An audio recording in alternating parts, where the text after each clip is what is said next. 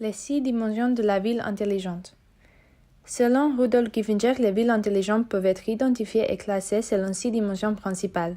Une économie intelligente, une mobilité intelligente, un environnement intelligent, des habitants intelligents, un mode de vie intelligent et enfin une administration intelligente.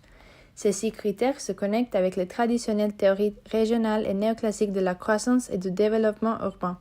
Ils sont respectivement fondés sur les théories de la compétitivité régionale, l'économie des transports et des TIC, les ressources naturelles, les capitaux humains et sociaux, la qualité de vie et la participation des citoyens à la vie démocratique de la ville. Paris excelle déjà dans la mobilité.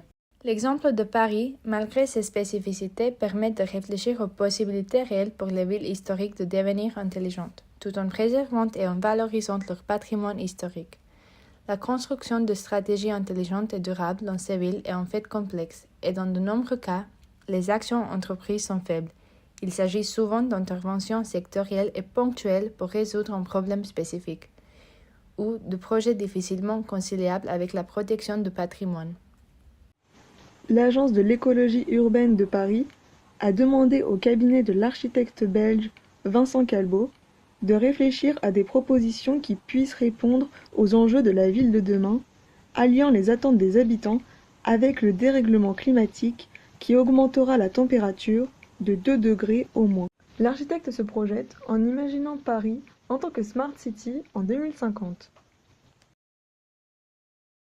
Des maisons individuelles aux formes d'alcôves hexagonales sont imaginées sur le toit des fameux habitats bon marché, avec des champs à cultiver aux étages des immeubles.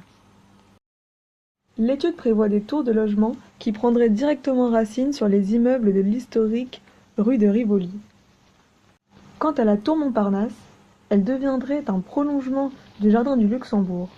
L'idée serait d'en faire un Central Park vertical de 58 étages, une sorte de parc public étagé. Le cas proposé montre comment la question de la gestion du changement dans les territoires urbains historiques reste ouverte et comment aujourd'hui, plus que jamais, la dialectique conservation-innovation est au cœur du débat actuel sur l'avenir des villes. En effet, s'il est vrai que la préservation du patrimoine historique passe avant tout par son inscription dans la contemporanéité, force est de constater que les exemples rapportés montrent des résultats très discutables, reflétant cette dialectique non encore résolue entre contemporanéité et mémoire des lieux. L'émergence de ce nouveau paradigme urbain de la ville intelligente accentue ce conflit et rend urgente la réflexion sur les limites admissibles de changement et la discussion sur le concept de compatibilité de nouvelles technologies.